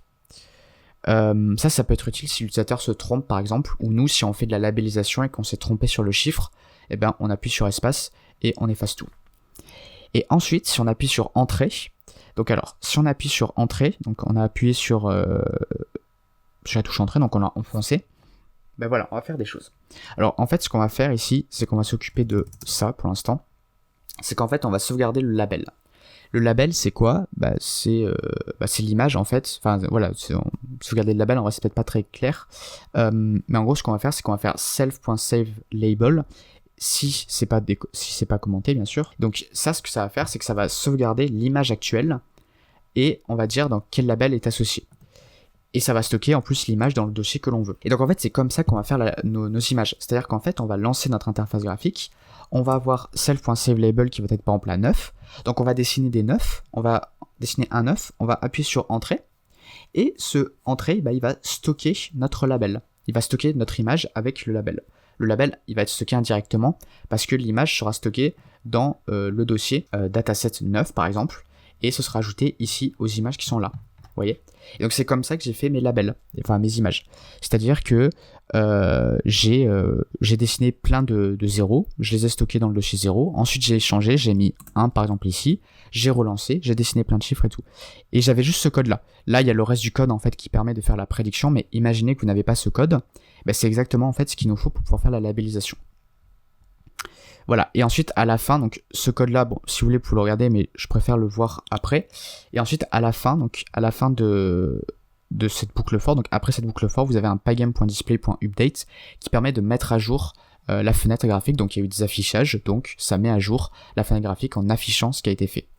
Voilà, et donc pour pouvoir faire vos images, alors soit vous prenez les images que je vous mettrai en dossier en téléchargement, soit si vous voulez vous amuser à labelliser, faire vous-même vos propres images, vous mettez cette méthode-là, et à chaque fois vous avez dessiné un chiffre, donc par exemple le chiffre 1, vous appuyez sur entrée, et vous allez constituer votre dossier comme ça. Et ensuite, une fois que vous avez suffisamment d'images pour votre dossier 1, donc suffisamment de chiffre 1, vous mettez 2, vous relancez, etc. Moi je le mets en commentaire parce que ça j'ai déjà fait, donc du coup je n'ai pas besoin de à chaque fois que je vais utiliser mon interface graphique de stocker les images. Et bon en vrai ouais ok je vais le faire parce que c'est là, donc bon, ok le réseau neurone du coup sera entraîné en dernier, c'est pas grave. Donc là pareil je vais récupérer l'image de mon interface graphique, je vais faire les petites rotations et inversions parce que il y en a besoin pour avoir l'image à l'endroit. Je fais ensuite un self.transform de l'image, donc c'est à dire que j'applique ceci, donc c'est à dire que ça me permet de redimensionner l'image à la bonne taille, donc en 86 par 96, avoir juste une image en grille, en tensor et normalisée. Et ensuite ce que je fais c'est que je vais ajouter une dimension, c'est ça que ça fait unsqueeze en fait, c'est que ça rajoute une dimension. Là j'ai en fait une matrice ou une image de taille 96 par 96, et en fait mon réseau de neurones je l'ai entraîné avec des images qui font cette taille là, qui font 1 par 96 par 96, qui indique là le nombre de input channels que j'ai, vous voyez, par rapport à ici. Par rapport à ici. Voilà, donc c'est pour ça, donc je rajoute une dimension, en fait, de 1 avec unsqueeze. J'ai mon image qui fait 96 par 96, je fais unsqueeze, ça veut dire je vais rajouter une dimension de 1. Donc en gros, je vais avoir un tableau de 96 par 96. Donc imaginez, ça c'est... Pardon. Imaginez, je sais pas, ça c'est ma matrice qui fait 96 par 4... qui fait 96 par 96. Donc imaginez, il y a plein de valeurs. Donc par exemple, je vais y arriver. Donc par exemple, 1, 3, 5. Voilà, imaginez, vous avez 96 valeurs. Pareil, ensuite, pour chaque ligne, vous avez 96 lignes. Et en fait, juste ce que je fais, c'est que je rajoute juste... Voilà, je prends cette matrice et je la mets dans une liste, en gros. C'est exactement ce que ça fait. Et ça me permet de savoir combien j'ai de input channels pour mon réseau de neurones. Et j'oublie pas de faire un point to self-device parce que je vais entraîner mon réseau de neurones sur mon GPU. Donc, il faut que j'envoie ma matrice sur mon GPU. Ensuite, je fais un withTorch.noGrad. Donc ça, c'est pour faire de l'inférence sans utiliser le gradient. Donc ouais, c'est pour ça que je voulais aussi montrer d'abord le deep learning, enfin l'entraînement du réseau de neurones. En gros, le gradient, ça va nous servir à entraîner notre réseau de neurones, que j'expliquerai après. Et là, je ne veux pas l'utiliser parce que le gradient, ça permet de mettre à jour notre réseau de neurones. Donc le calculer, ça ne sert à rien ici. Je récupère l'output de mon modèle, donc c'est-à-dire le vecteur qui contient le vecteur de sortie, ok, donc de 10 valeurs. J'applique une softmax, donc c'est-à-dire que je transforme en fait chacune des valeurs en probabilité. Donc chaque classe aura une probabilité associée. La somme totale fera 1 de ces probabilités. Je peux faire l'output et ensuite je prends la valeur maximum de la valeur maximum, en fait la probabilité maximum.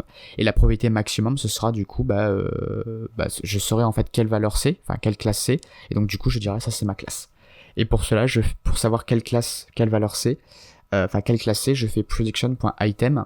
En fait, ce que ça fait, c'est que ça, output.max, ça va me donner du coup deux valeurs, que ça, on ne s'intéresse pas, et on va avoir prédiction, qui est un dictionnaire, et le dictionnaire, il va notamment contenir quelle valeur est la plus grande valeur, en fait. Quelle valeur est la plus grande de output. Et donc, si c'est la valeur 3, ça veut dire que c'est mon chiffre 3. Ce que je veux dire par la valeur 3, c'est-à-dire la troisième valeur de mon vecteur. En sachant qu'on commence à l'index 0, à la valeur 0 qui est la première valeur. Ok. Et ensuite, je fais un self.displayPrediction et à la fin, une fois que j'ai ça, je fais self.screen.fillBlack. Ok, donc maintenant, il me reste le réseau de neurones à entraîner. Donc, j'aurai besoin dans mon notebook d'importer tout ça. Mon SoftTorch Vision et Transforms, parce que Transform, là, pour le coup, je prends celui-là. Ensuite, je vais avoir quelques paramètres. Donc, batch size, c'est quoi? C'est en fait, tout ça, c'est des hyperparamètres, c'est-à-dire des paramètres qui contrôlent le processus d'apprentissage de mon réseau de neurones. En fait, ce que l'on va faire, c'est que on va tout d'abord se débarrasser de tout ça. Hop, ce qu'on va faire, c'est que comment ça fonctionne l'entraînement rapidement. Alors, l'entraînement, c'est en fait, vous avez toutes vos données, ok. Donc, imaginez, toutes nos données, elles sont contenues dans une matrice, d'accord. Voilà, donc chaque valeur ici, vous imaginez, c'est une image. Ok, donc on peut appeler x1, tout ça, x2, etc. Et ce qu'on va faire, c'est qu'on va donner ces images à notre réseau de neurones. Donc ça, si vous imaginez, c'est notre réseau de neurones. On lui donne une partie de ces images, ok, donc pas toutes les images d'un coup. Et ça, ce groupe d'images, on l'appelle ça un batch, ok, donc c'est combien d'images on lui donne à chaque fois. Donc en fait, ce qu'il va faire, c'est qu'il va prendre ce nombre d'images, donc il va prendre la première image, il va dire ok, voilà, je passe dans mon réseau de neurones, j'applique convolution, tout ça, fully connected layer, je fais ça pour la deuxième, etc. Et je donne le résultat de ces 16 images. Donc en fait, je vais avoir une matrice en fait qui contient 16 vecteurs.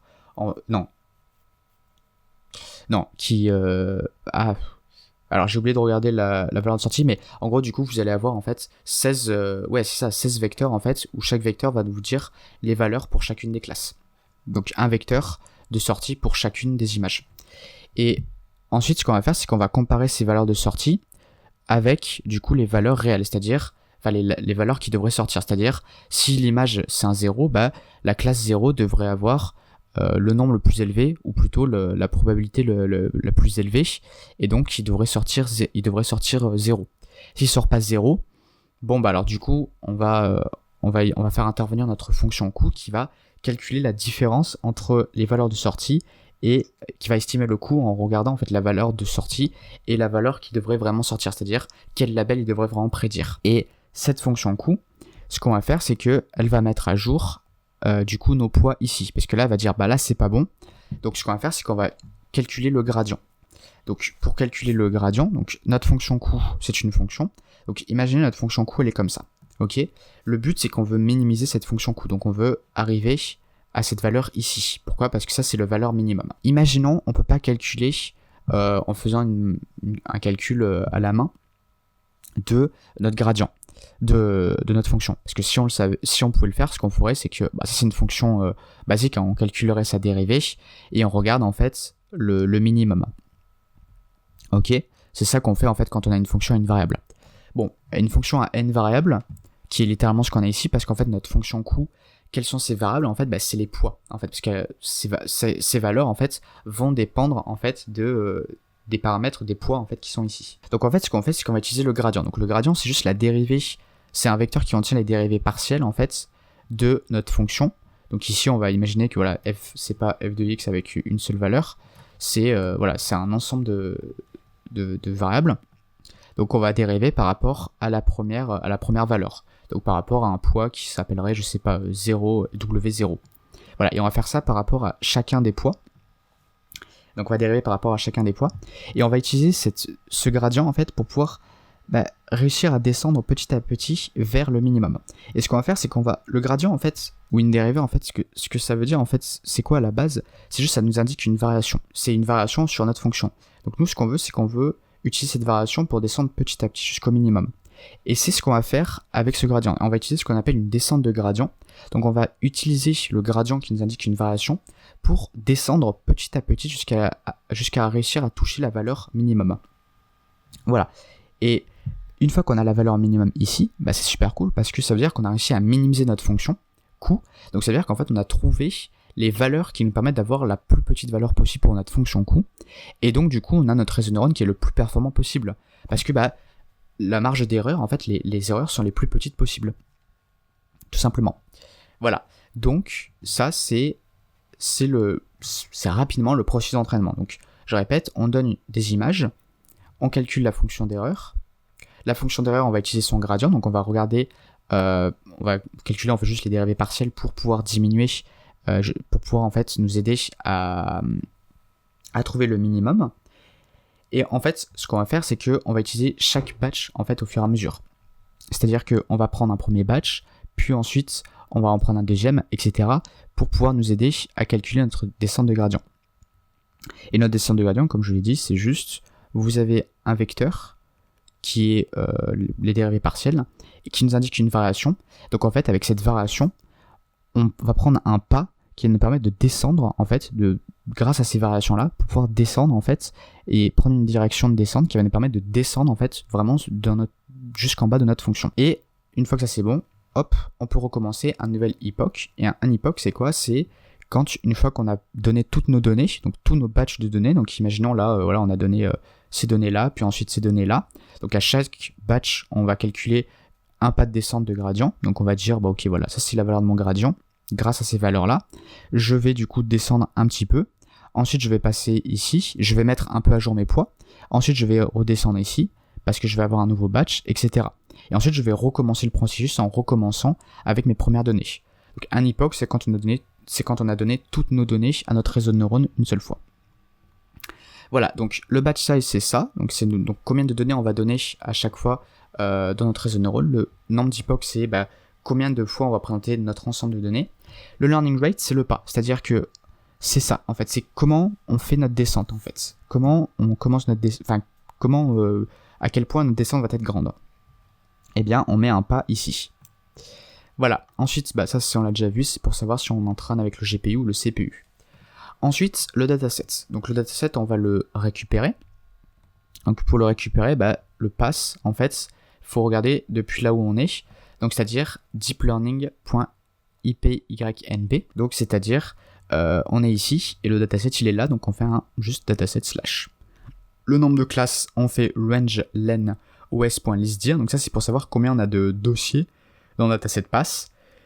Ça va nous donner 10, donc du coup, on aura 10 classes. Ici. Ensuite, le dataset, on va le load avec image folder. Et rappelez-vous, je vous avais dit, ça va faire automatiquement l'association en fait entre le dossier, le dossier en fait donne chacun de nos dossiers dans le dataset.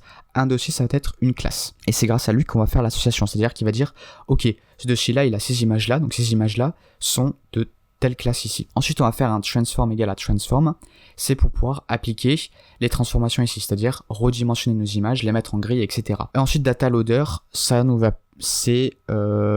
nous permettre en fait juste d'avoir les données de la manière qu'on veut, c'est-à-dire avec un batch size donné et en plus en shuffle, c'est-à-dire que on va prendre 16 images au hasard dans notre jeu de données. On va pas prendre les 16 premières images, puis ensuite les images suivantes, etc. Ça permet d'ajouter un peu plus de aléatoire qui donne en général de meilleurs résultats parce que on prend pas forcément les mêmes images dans l'ordre. Ok, donc ensuite j'ai fait quelques petites fonctions pour faire un affichage. Donc l'affichage il va prendre une image en entrée et un titre. Donc le titre sera le label.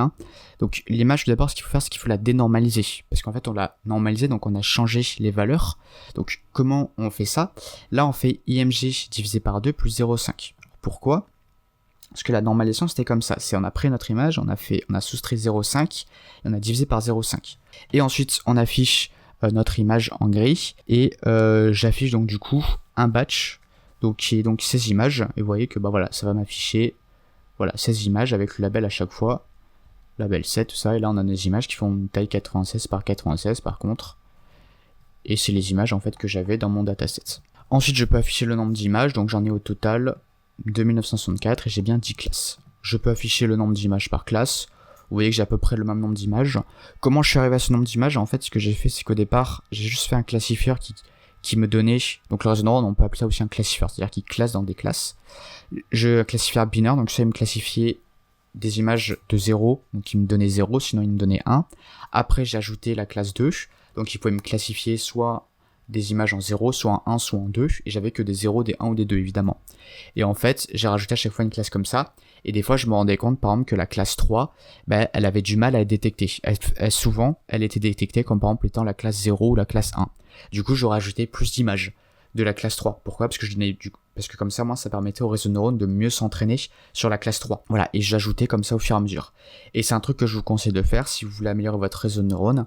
C'est que si vous avez une classe, vous voyez que elle est moins bien prédite que les autres, mettez des images en plus dans cette classe. Si vous avez la classe 4 qui est pas bien prédite, labellisez des 4, donc vous dessinez des 4 sur votre interface graphique, vous faites save label avec 4 qui est décommenté et vous mettez plein de 4 et vous rentraînez le réseau de neurones. Le réseau de neurones, on utilise ce code qu'on exécute évidemment, qui est la même chose en fait qu'on a déjà vu dans l'interface graphique GUI. Le réseau de neurones, si vous voulez vous pouvez l'afficher mais c'est pas important. Si vous voulez vous pouvez regarder aussi le nombre de paramètres, moi j'aime bien voir mais c'est pas très important. Le nombre de paramètres c'est tout simplement les poids, donc voilà les valeurs dans les filtres à convolution, les valeurs des poids des fluid cognitive layers, etc. Et ensuite nous avons l'entraînement de notre réseau de neurones, donc c'est donc criterion c'est notre fonction coût, donc c'est une cross entropy loss. Donc la fonction cross entropy loss c'est quoi? C'est celle-là. En fait c'est ce que ça va faire c'est que pour la somme de chaque classe, ça va faire une somme sur les classes, donc sur nos 10 classes, et dans chaque classe, ça va regarder la probabilité de la vraie classe, en fait. Donc ici, ce sera du coup une probabilité de 0 ou de 1, soit c'est un chiffre, donc c'est une probabilité de 1, sinon c'est 0, multiplié par le log de la probabilité prédit par notre modèle. Voilà, donc c'est comme ça que ça va calculer notre marge d'erreur. C'est souvent on utilise cette fonction coût-là, parce que ça nous permet, vu qu'on raisonne avec des probabilités, la cross-entropie nous permet de nous donner la différence entre deux distributions de probabilité. Ensuite, l'optimizer, c'est notre descente de gradient, donc c'est-à-dire comment on va approcher le minimum de notre fonction coût. Donc c'est grâce avec lui. Voilà. Et on a aussi un momentum qui est ajouté, donc on avait le pas que je vous ai parlé, donc c'est le pas de descente. Le momentum, c'est pour ajouter en fait une petite variation en plus dans notre descente. Et ensuite, on train le network, donc en faisant for epoch in range n epochs, donc combien de fois on va donner toutes nos données. À chaque itération, on va faire running loss, donc on va calculer la fonction coût, enfin la valeur de la fonction coût, juste pour nous afficher nous, pour savoir en gros quelle est la valeur de la fonction coût. Et ensuite, on va donner par batch nos images. Et nos images, en fait, donc nos images et leurs labels qui seront faits grâce à data loader. Donc data loader, en fait, il va nous donner une liste qui contient les inputs, donc nos images. Et pour chaque image, il y aura un label. Voilà, on n'oublie pas on les sépare parce que c'est plus facile après. Et aussi parce qu'on va pas donner les labels aussi à notre réseau de neurones. On fait inputs.toDevice et pareil pour labels pour nous dire voilà, j'entraîne sur le CPU ou le GPU, donc tu me les mets soit sur le CPU, soit sur le GPU, qui est déterminé grâce à device. Ensuite, optimizer.zeroGrad, ça c'est on réinitialise la valeur du gradient de optimizer, parce que sinon il va, en fait, PyTorch il va stocker tous les gradients en fait au fur et à mesure d'itération et on veut pas ça.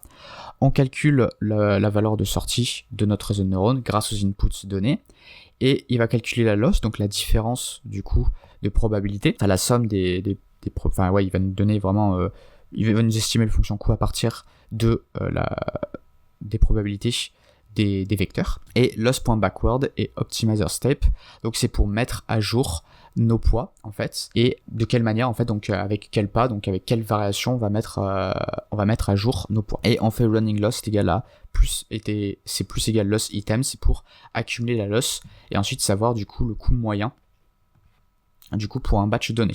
Donc c'est à dire ici, là on a une loss de 2,2, donc ça veut dire que pour chaque batch on a on a une marge d'erreur de 2,29. Et ça va entraîner jusqu'à ce que ça arrive à la fin de nos nombres d'epochs. Et on peut ensuite stocker le modèle. Et là, ce qu'on peut faire ensuite, c'est qu'on peut le tester. Donc, ce que vous allez faire, c'est que vous allez créer un autre dossier test datasets avec les valeurs, avec les dossiers 0, tout ça jusqu'à 9.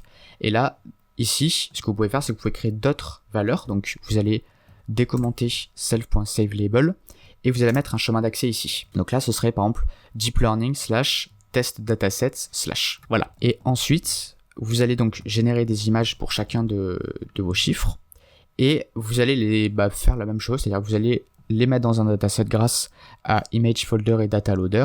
Si vous voulez, vous pouvez afficher le nombre d'images par classe.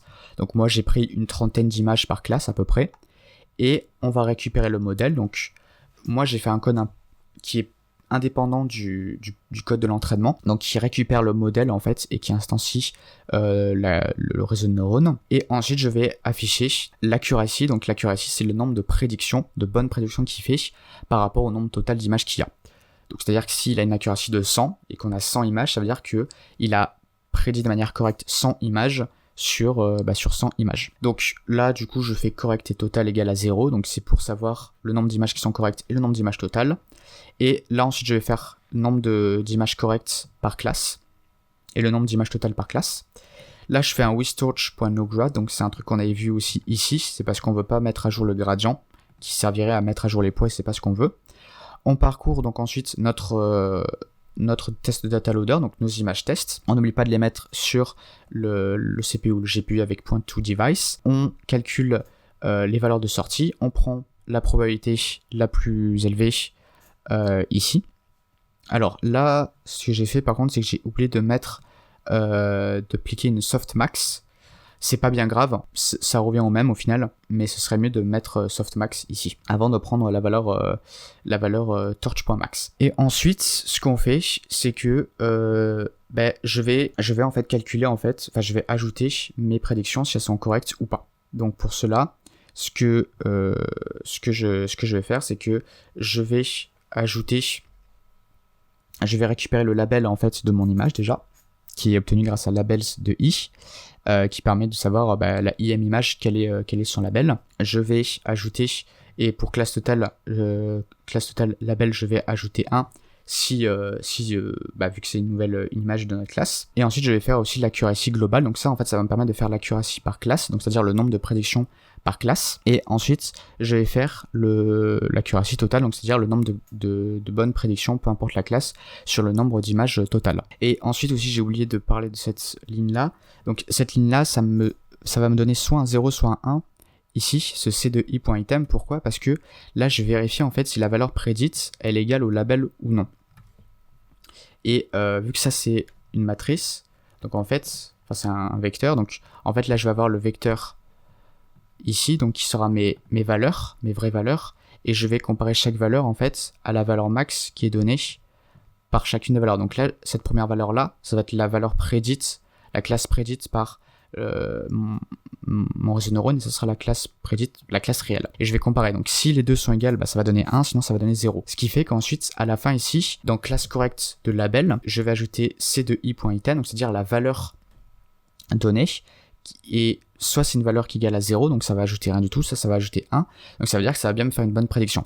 Si ça me fait une mauvaise prédiction, j'ajoute 0, donc ça ne me change rien. Le principe ensuite c'est le même aussi pour ici, sauf que c'est pour les classes, c'est pour c'est l'accuracy ou la précision en fait pour général, donc sans regarder dans chaque classe. Voilà, donc tout simplement total, en fait on ajoute le nombre de labels, donc la taille en fait du vecteur labels, et le nombre de corrects, on ajoute le nombre de corrects en regardant en fait les valeurs qui sont prédites et qui sont bien bonnes en fait. Et vu que c'est des valeurs qui sont égales à 1, si elles sont bien prédites, on peut faire la somme d'elles, et on récupère ensuite la valeur qui est donnée, vu que c'est stocké dans un dictionnaire. Ensuite l'accuracy, en fait simplement 100 fois correct divisé par total, donc le nombre d'images correctes divisé par le nombre d'images au total. Donc le nombre d'images correctes, c'est le nombre d'images bien prédites. Et classe accuracy, on va faire pareil, sauf qu'on va regarder dans chaque classe, donc on va regarder la IM valeur de classe correcte et de classe totale. Et ensuite on peut afficher les valeurs par l'accuracy par classe, et on peut même faire aussi un petit diagramme en bâton pour voir du coup l'accuracy par classe, et vous voyez que c'est plutôt pas mal, on s'approche des 100% quasiment à chaque classe, des fois on tombe à 85, 90, 93, 90, 93%. Après il faudrait peut-être regarder avec, je dirais, peut-être 100 ou 150 images par classe pour avoir vraiment pour voir vraiment ce que ça donne, parce que là on a que 30 images, c'est peut-être pas suffisant. Et donc du coup on a quasiment fini, donc ça je vous l'avais montré aussi au final. Et main, ce qu'on fait, c'est qu'on importe Pygame, on importe le GUI, donc on fait fromGui.gui. Donc pourquoi? Tout simplement parce que l'interface graphique est contenue dans le dossier GUI et dans le fichier GUI, et main il est ici. Donc par rapport à GUI, donc pour réussir à obtenir la classe GUI, il faut aller dans le dossier GUI, puis dans le fichier GUI. Et aussi, j'avais pas trop parlé ici, mais pourquoi j'ai fait fromDeepLearning.nn? Tout simplement parce que ce fichier-là GUI va être exécuté depuis main. Et pour accéder à NN, il faut aller dans le dossier Deep Learning et ensuite dans le fichier NN. Et les classes et tout ça, enfin classe net, c'est contenu dans NN. Donc on fait du coup from deeplearning.nn et on importe ensuite ce qu'on veut. Voilà, et pour ensuite lancer, donc c'est vraiment pas compliqué, il n'y a plus grand chose à faire. On initialise Pygame d'abord, donc on fait pygame.init qui permet d'initialiser certains codes qui sont essentiels et qui ont besoin d'être créés. Je sais pas trop exactement comment ça fonctionne derrière, mais juste voilà, il y a besoin d'initialiser certains codes, de les instancier, on va dire un peu. Et ensuite on fait defMain, donc on va créer notre interface graphique avec pygame.display.setMode, et on met ensuite la largeur et la hauteur de notre fenêtre, donc 280 par 280. On met, si on veut, un titre à notre interface graphique, donc on fait pygame.display.setCaption digit recognizer, et GUI, on instancie notre classe et on donne le modèle que l'on veut. Notre modèle, il est contenu dans Deep Learning, dans le dossier Deep Learning, il s'appelle netv14.pth. Oui, j'ai créé 13 autres modèles avant d'arriver à cette version-là. Et ensuite, je fais GUI.run. Et après, j'appelle ma fonction main, que je n'oublie pas de faire. Et c'est terminé. Voilà, ça y est, c'est fini. Vous avez donc votre interface graphique qui permet de définir, de prédire des chiffres. Donc si vous avez des questions, n'hésitez pas à les laisser dans les commentaires. Le dataset aussi et le test dataset seront mis aussi en téléchargement, il n'y a pas de souci. Si vous voulez améliorer les modèles parce que vous pensez que l'accuracy n'est pas assez bonne, ce que vous faites, c'est que voilà, comme je vous l'ai dit, vous pensez à ne pas mettre en commentaire self.saveLabel. Vous mettez le chiffre que vous voulez en paramètre, donc qui va correspondre au label associé à l'image. Vous dessinez plein de ces chiffres-là, vous changez la valeur ici, et vous avez plein de nouvelles images dans datasets, et vous réentraînez un nouveau modèle avec plus d'images en plus. Et vous mettez plus d'images en fait dans les classes ou les chiffres en fait qui ont du mal à être bien prédits. Donc pour moi, par exemple, ce serait ici 0, 1 peut-être, 4, 5 et 7 et 9. Voilà. Mais après, on a déjà quand même une bonne précision, une bonne accuracy, donc c'est quand même déjà vraiment bien. Moi sur ce, je vous dis portez-vous bien et à une prochaine. Salut.